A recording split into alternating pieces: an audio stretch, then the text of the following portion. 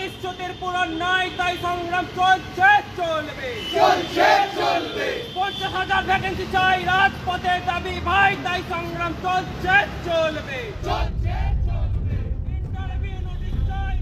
রাজপথে ফের উঠল আওয়াজ, স্লোগান। নিয়োগের দাবিতে টেট উত্তীর্ণদের। বৃহস্পতিবার 2022 প্রাথমিক টেট পাস ডিএলএড ঐক্যমঞ্চের পক্ষ থেকে বিকাশ ভবনে ডেপুটেশন জমা দেওয়া হয়। পোস্টার প্ল্যাকার্ড হাতে নিয়ে সরব হন তারা।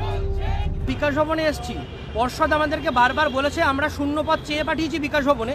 বিকাশ ভবন থেকে আমরা সেভাবে কোনো সদুত্তর পাইনি, সেই উত্তরের আশায় আমরা বিকাশ ভবনে এসেছি। মুখ্যমন্ত্রী প্রতিটা মঞ্চে দাঁড়িয়ে প্রতিশ্রুতি দিয়েছেন, আবার উনিই বলেছেন প্রতিশ্রুতি মানেই প্রতারণা। এই প্রতিশ্রুতি যাতে প্রতারণা না হয় সেই জন্য মুখ্যমন্ত্রী ঘোষণা করেছিলেন 10 লাখ শূন্য পদ রয়েছে। টেট উত্তীর্ণদের দাবি অবিলম্বে প্রাথমিকে 50,000 শূন্য পদে নিয়োগ করুক সরকার। মুখ্যমন্ত্রী ইতিমধ্যেই বলেছে যে 10 লক্ষ শূন্যপদ খালি আছে, কিন্তু তারা সেই 10 লক্ষ শূন্যপদের মধ্যে যাচ্ছে না। তারা বলছে যে তাদের শুধু 50,000 যে শূন্যপদ খালি আছে তাতেই কিন্তু তাদের নিয়োগ করতে হবে।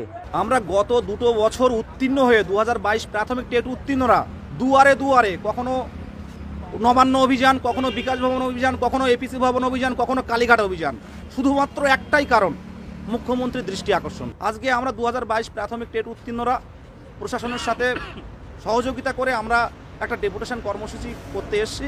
তো সেই জায়গায় আমরা এসেছি, মুখ্যমন্ত্রী যে 10 লক্ষ শূন্যপদের ঘোষণা, আমরা চাই প্রাথমিকে অন্তত 50,000 শূন্যপদ দিয়ে আমাদের অন্তত ইন্টারভিউ নোটিশটুকু চালু করুন। দিন বদলাবে, মিলবে নিয়োগ, সেই অপেক্ষায় এখনো বসে রয়েছেন টেট উত্তীর্ণরা। আদৌ প্রতিশ্রুতি পূরণ হবে কিনা সেটাই বড় প্রশ্ন।